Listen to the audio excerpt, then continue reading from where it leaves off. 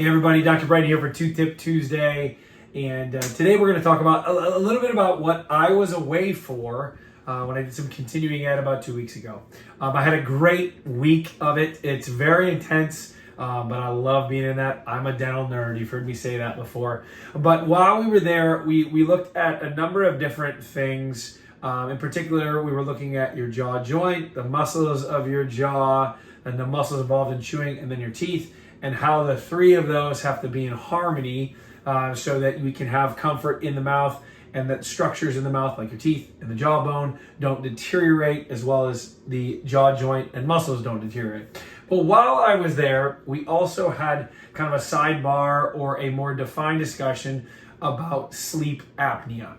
And in particular, we talked about how sleep apnea can actually identify or be identified through signs and symptoms in the mouth. And in particular, while we looked at this, we were looking at the muscles of the jaw, and we were looking at the effects of what can happen to the teeth from clenching and or grinding of the teeth, and the effects on the jaw joint and the muscles. But one of the things that we discussed is that not just clenching and grinding in and of itself can be the cause of that wear on the teeth, but that as a dentist, we have to sometimes be cognizant of some other signs and symptoms that could be associated with sleep apnea, and sleep apnea is just kind of portraying itself or manifesting itself in the mouth via the grinding of the teeth. And so I just wanted to discuss sleep apnea because I think it is, no pun intended, kind of a silent killer that kills you while you sleep.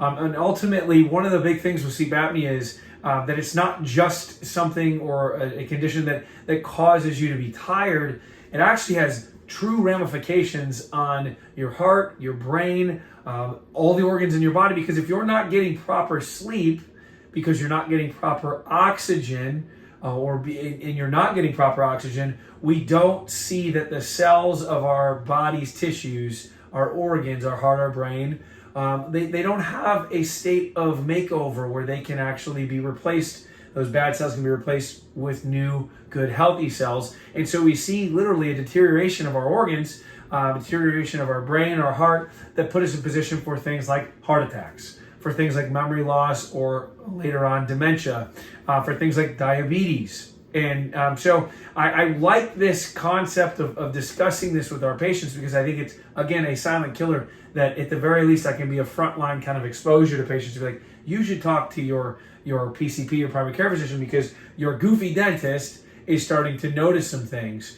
And so what I'll say to patients is, for me, one of the things that I can kind of see and visualize that I think is helpful for patients to understand is, if you can kind of visualize in this picture that ultimately, if this is your tongue right here, and it is ultimately falling back and obstructing the airway that allows oxygen to your lungs, the body will force itself forward, force the jaw forward, grind the jaw forward to alleviate that airway so oxygen can get down on it and down into those lungs. And ultimately, what we'll see are symptoms in the mouth, such as some pretty severe wear of the teeth from grinding.